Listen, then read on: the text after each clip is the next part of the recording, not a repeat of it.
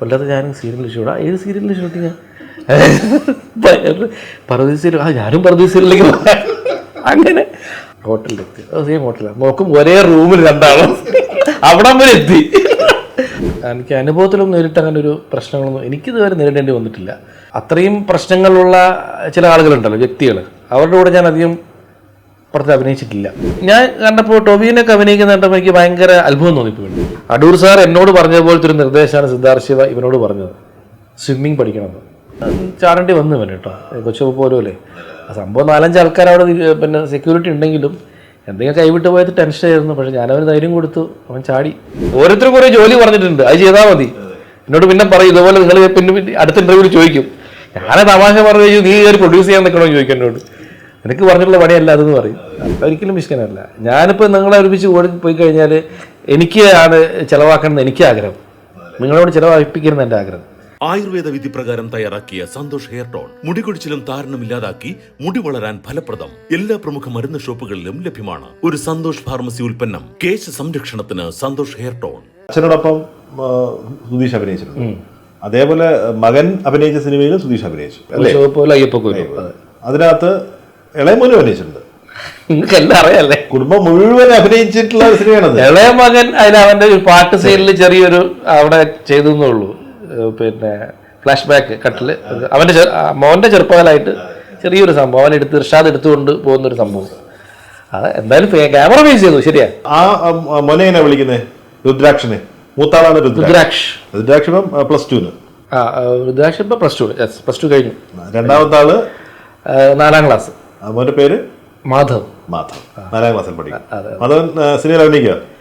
അല്ല, നേരത്തെ പറഞ്ഞ പോലുള്ള അത്രേ ഉള്ളൂ. അച്ഛൻ്റെ മക്കളല്ലേ? അല്ല, അത് എന്താണെങ്കിലും നമ്മളിനിപ്പോൾ അവരെ താല്പര്യം പോലെ അങ്ങനെ നമ്മൾ ആലോചിക്കുന്നുള്ളൂ. ഒരിക്കലും നമ്മൾ നിർബന്ധിച്ച് അഭിനയിപ്പിക്കുക അങ്ങനെയുള്ള, അല്ലെങ്കിൽ നിർബന്ധിച്ച് ഇന്ന ജോലി ചെയ്യിപ്പിക്കുക എന്നുള്ള ഉദ്ദേശം അതിപ്പോഴത്തെ ആൾക്കാർ ആരും ചെയ്യുന്നില്ലല്ലോ. അപ്പോൾ അവരുടെ ഇഷ്ടം താല്പര്യം എന്താണെന്ന് വെച്ചാലും ഒരിക്കലും നമ്മൾ ടെൻഷൻ കൊടുക്കരുത് ഒരു കാര്യത്തിനും. കൊച്ചവ് പോലും അങ്ങനെ വന്നത് മോനെ? കൊച്ചവ് പോലും സിദ്ധാർത്ഥ് ശിവയുള്ള സുഹൃത്ത് ബന്ധത്തിൻ്റെ മുകളിൽ വന്നതാണ്. കാരണം ഞങ്ങൾ ഫാമിലിപരമായിട്ട് ഇടയ്ക്ക് കാണാറുണ്ടായിരുന്നു. അങ്ങനെ ഇവനെ കണ്ടപ്പോൾ അദ്ദേഹം എഴുതിക്കൊണ്ടിരിക്കുന്ന ഇതായിട്ട് വളരെ സാമ്യം തോന്നി. അപ്പം ആലോചിച്ചു. അപ്പം പിന്നെ അടൂർ സാർ എന്നോട് പറഞ്ഞതുപോലത്തെ ഒരു നിർദ്ദേശമാണ് സിദ്ധാർത്ഥ് ശിവ ഇവനോട് പറഞ്ഞത്, സ്വിമ്മിങ് പഠിക്കണമെന്ന്. എന്നോട് ആദ്യം അടൂർ സാർ പറഞ്ഞ കാര്യം അതാണ്, നീന്തൽ പഠിക്കണം. അതേപോലെ ഇവനോടും സിദ്ധാർത്ഥം പറഞ്ഞ കാര്യം നീന്തൽ പഠിക്കണം. അതുകൊണ്ട് ഞങ്ങൾ രണ്ടുപേരും നീന്തൽ പഠിച്ചു. പക്ഷെ ഞാൻ നീന്തൽ പഠിച്ച കഥ വേറെ കേട്ടോ. അതായത് ഞാൻ നീന്തൽ പഠിച്ചല്ലോ പോയിട്ട് പിന്നെ ഷൂട്ടിംഗ് സമയത്ത് അനന്തരത്തിന് വന്നു. നമ്മുടെ പന്തളത്തിന് ഷൂട്ടിങ്. പന്തളത്തിൽ വലിയ പുഴയിലല്ല നമ്മൾ നീന്തി പഠിച്ചത്, കുളത്തിൽ പൂളിലല്ല, കുളത്തിൽ. എന്നാലും പുഴയിലാണെങ്കിൽ വേണമെങ്കിൽ നീന്താം, അത്രേ ഉള്ളൂ. പക്ഷെ നീന്താനായിരുന്നില്ല, ഒരു മതിലിന്റെ മുകളിൽ ചാടാനായിരുന്നു. അത് പഠിച്ചില്ല. എങ്ങനെ ചാട്ടം പഠിച്ചില്ല. രാവിലെ തൊട്ട് വൈകുന്നേരം വരെ ഇങ്ങനെ നിൽക്കുക ചാടാതെ. അടൂർ സാർ അവന് ക്ഷമയുടെ നെല്ലിപ്പലി ആയതുകൊണ്ട് അദ്ദേഹത്തിന് വിഷയമില്ല. രാവിലെ 10 മണിക്ക് തുടങ്ങിയിട്ട് ഞാൻ ചാടിയത് ഏകദേശം വൈകുന്നേരം 5 മണിക്കാണ്. ഉച്ചയ്ക്ക് ബ്രേക്ക് ചെയ്ത് ഊണ് കഴിച്ചിട്ട് വന്നിട്ട് ചാടാന്ന് പറഞ്ഞു. നിർത്തം തന്നെ, അങ്ങോട്ട് പോണില്ല. പേടി ഒഴുക്കുണ്ടല്ലോ, പോലെ നല്ല ഒഴുക്കുണ്ട്. രക്ഷപ്പെടുത്തും എന്തോന്നും അറിയില്ലല്ലോ. അങ്ങനെ വൈകുന്നേരം ഇപ്പം ചാടി. അതാണ് എൻ്റെ ഫസ്റ്റ് എക്സ്പീരിയൻസ്. പിന്നെ ഇവന് പിന്നെ സ്വിമ്മിങ് പഠിച്ചു, സ്വിമ്മിംഗ് പൂളിലൊക്കെ പോയിട്ട് പഠിച്ചു. അവസാനം വാട്ടർഫോൾസിൽ വരെ ചാടേണ്ടി വന്നു ഇവന് കേട്ടോ, കൊച്ചു പോലും അല്ലേ. ആ സംഭവം 4-5 ആൾക്കാർ അവിടെ പിന്നെ സെക്യൂരിറ്റി ഉണ്ടെങ്കിലും എന്തെങ്കിലും കൈവിട്ട് പോയത് ടെൻഷനായിരുന്നു. പക്ഷെ ഞാനവന് ധൈര്യം കൊടുത്തു, അവൻ ചാടി. ആ സിനിമയുടെ കഥാതന്തു തന്നെ നീന്തൽ ഒരുപാട് കഷ്ടപ്പെട്ടു കേട്ടോ. എനിക്കും തോന്നി ഭയങ്കരമായിട്ട് പല സ്ഥലത്ത് പോയിട്ട് സ്വിമ്മിങ് ചെയ്യാണ്ടിരുന്നു.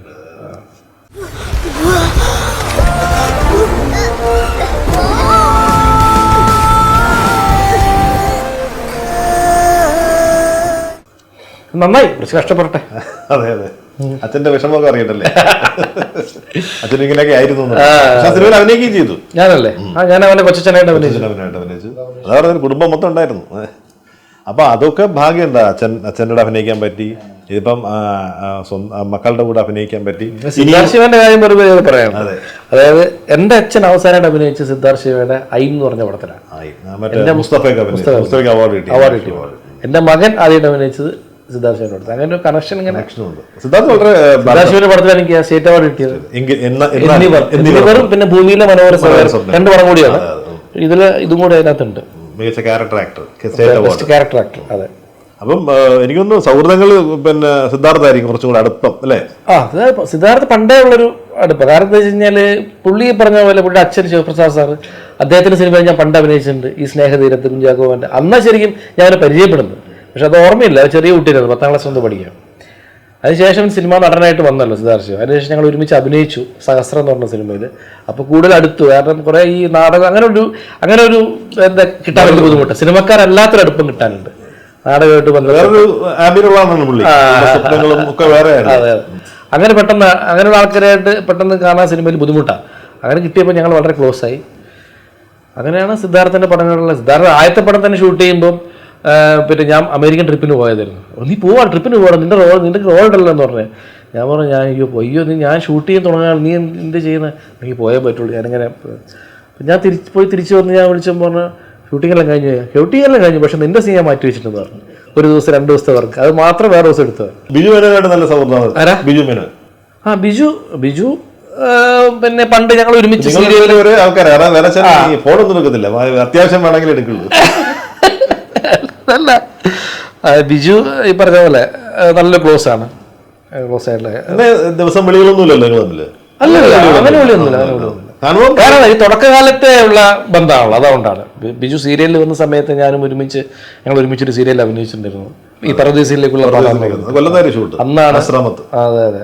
ഞാൻ ട്രെയിനിൽ കോഴിക്കോട് നിന്ന് കയറുക കൊല്ലത്തേക്ക് സീരിയലിന് വേണ്ടിയിട്ട്. തൃശ്ശൂരിൽ നിന്ന് ഇവൻ കയറുന്നു. അപ്പോഴേ ഞങ്ങൾ ആദ്യം പരിചയപ്പെടുന്നു ബിജുവിനെ. ബിജു അപ്പോൾ എങ്ങോട്ടാന്ന് അറിയില്ല, എങ്ങോട്ടാന്ന് അറിയില്ല. അപ്പോൾ ഞാൻ കൊല്ലത്തേക്ക്, ഞാനും കൊല്ലത്തേക്കാണല്ലോ. കൊല്ലത്തെ എവിടെ എന്താ പരിപാടി? കൊല്ലത്ത് ഞാനും സീരിയലിൽ ഷൂട്ടാ. ഏത് സീരിയലിൽ ഷൂട്ടിങ്? പരദീസിൽ. ഞാനും പരദീസിലേക്ക്.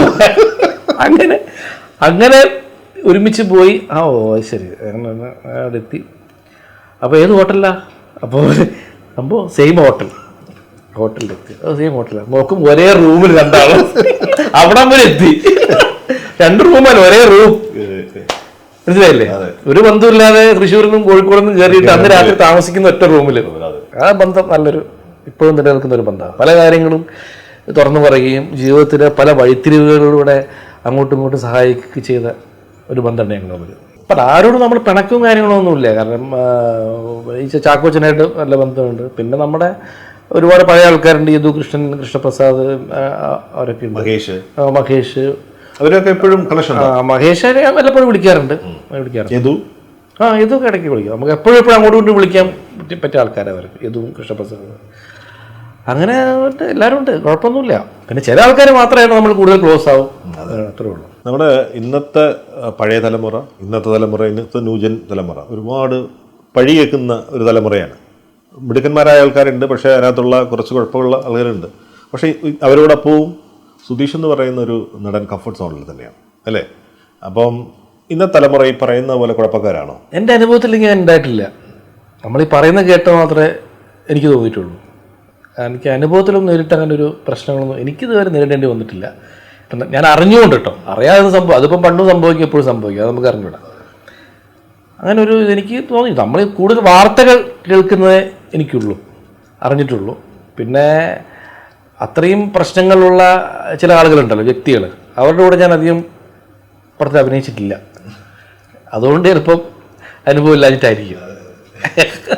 തീവണ്ടി എന്ന് പറഞ്ഞ സിനിമയിൽ അഭിനയിക്കുന്ന സമയത്ത് ഞാൻ പറഞ്ഞല്ലോ പുതിയൊരു ഇതിലേക്ക് വന്നല്ലോ. അതിന് മുമ്പുള്ള ഒരു സംഭവിച്ച ഡയലോഗ് പറഞ്ഞാൽ ആ ഡയലോഗ് ലാഗില്ലാതെ കറക്റ്റായിട്ട് പറയുക, അതിന് റിയാക്ഷൻ കൊടുത്ത് അടുത്ത ഡയലോഗ് പറയുക, അത് കറക്റ്റായിരിക്കുക. അങ്ങനെ പോയിക്കൊണ്ടിരിക്കുന്ന ഒരു ഡ്രാമേൻ്റെ വേറൊരു മൂടായിരുന്നു അത് വരുന്നുണ്ടായിരുന്നത്. പക്ഷേ ഞാൻ കണ്ടപ്പോൾ ടോബിനൊക്കെ അഭിനയിക്കുന്ന കണ്ടപ്പോൾ എനിക്ക് ഭയങ്കര അത്ഭുതം തോന്നിപ്പോയിട്ടുണ്ട്. കാരണം ഭയങ്കര റിലാക്സ് ആയിട്ടാണ് ഞാൻ ആദ്യം നേരിട്ട് കാണുന്നത് കേട്ടോ. കാരണം ഒരു ഡയലോഗ് പറയുമ്പോൾ അതിന് ചില ഗ്യാപ്പുകളും അതിൻ്റെ ഈസിനെസ്സൊക്കെ വെച്ച് ഇടയ്ക്ക് നോട്ടെ. അപ്പോൾ ഞാൻ ഒരു പുതിയ സ്റ്റൈൽ ഓഫ് ആക്ടിങ് ഞാൻ അവിടെ കാണുകയാണ്. അപ്പം നെടുമുടി വേണു ചേട്ടൻ അല്ലെങ്കിൽ തിലകൻ ചേട്ടൻ ചെയ്തതൊക്കെ വേറെ ഗംഭീര സാധനം. ഒരു ഡ്രാമേൻ്റെ ബേസ് വെച്ചിട്ടുള്ള ചില കാര്യങ്ങളും അതിൻ്റെ അത് കഴിവുള്ള വേറെ അത്രയും വികാരം നമ്മൾ ഉൾക്കൊണ്ട് പുറത്തേക്ക് കൊണ്ടുവരാന്ന് പറഞ്ഞാൽ അത് വേറെ കഴിവാണ്. അത് എക്സ്ട്രാ ഓർഡിനറി ടാലൻ്റ് ഉണ്ട്. ഇത് വേറെ രീതിയിലുള്ള പുതിയ രീതിയിലുള്ള ചില സാധനങ്ങൾ.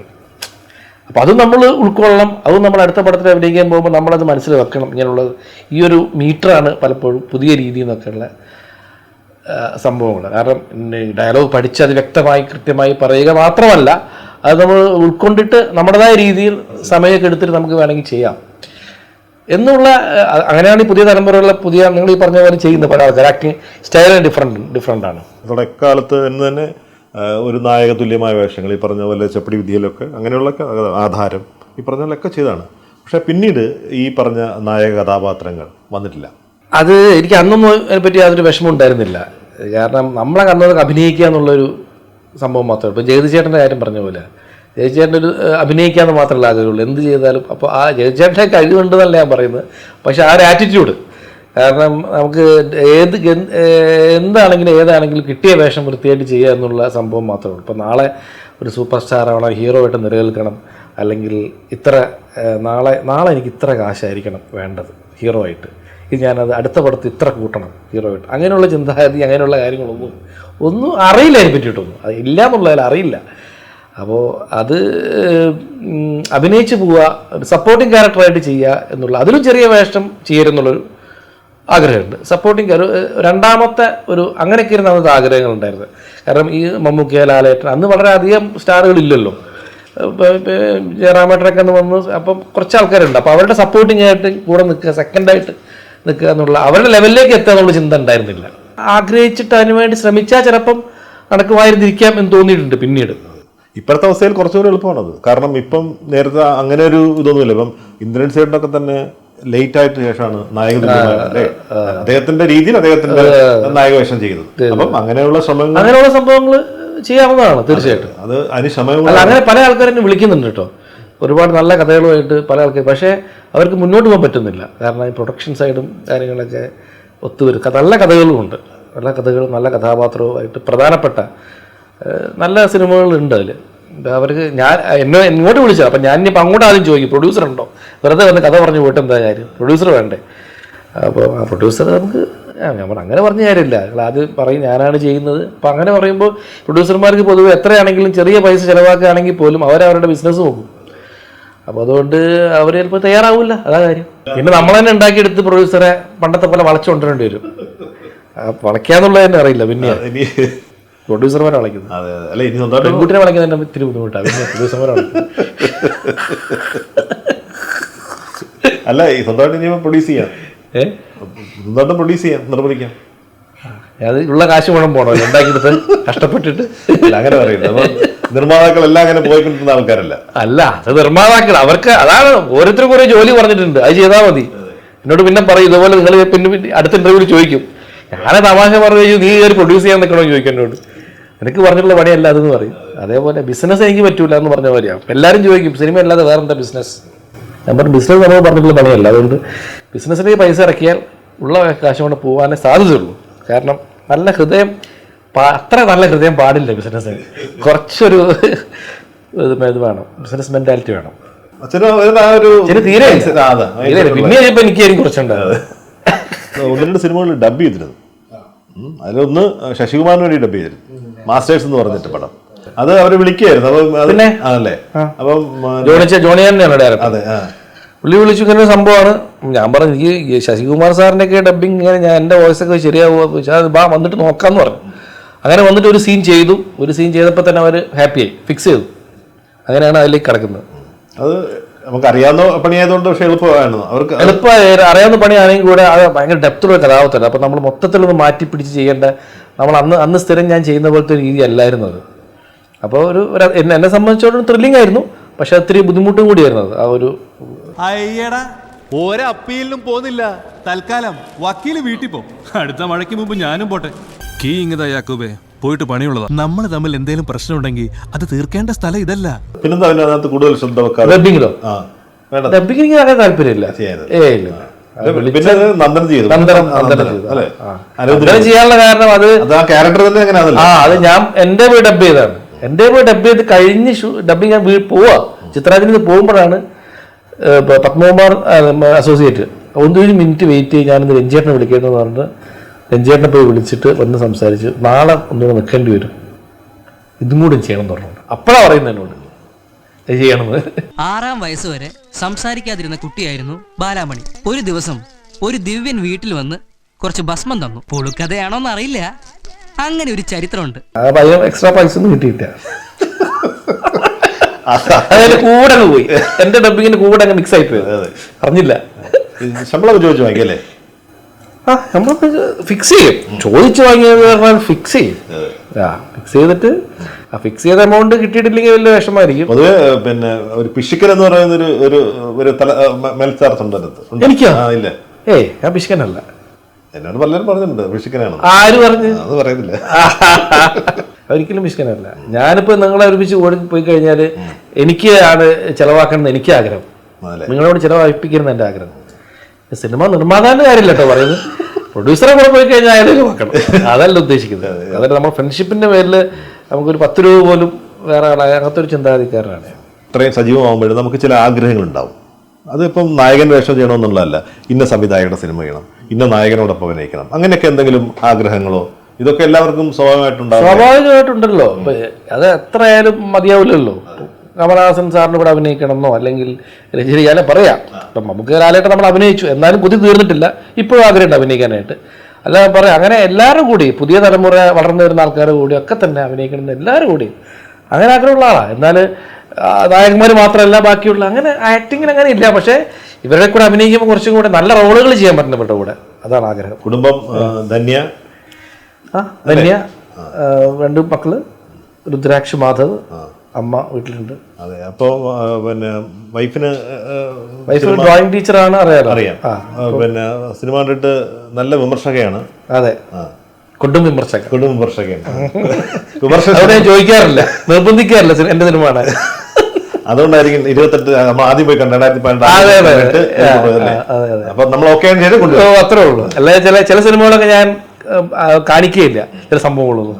കാരണം എനിക്കറിയാം അടുത്ത വിമർശനം വരാൻ പോകുന്നുള്ളതായിട്ട് എനിക്കറിയാം. എല്ലാ നന്മകളും നേരുന്നു. ഇനി ഒരുപാട് വളർച്ച ഉണ്ടാവട്ടെ, ഒരുപാട് ഇഷ്ടപ്പെട്ട കഥാപാത്രങ്ങൾ ചെയ്യാൻ ഇടവരട്ടെ എന്ന് മാത്രം പ്രാർത്ഥിക്കുന്നു. ഓക്കെ, താങ്ക് യു, സന്തോഷം.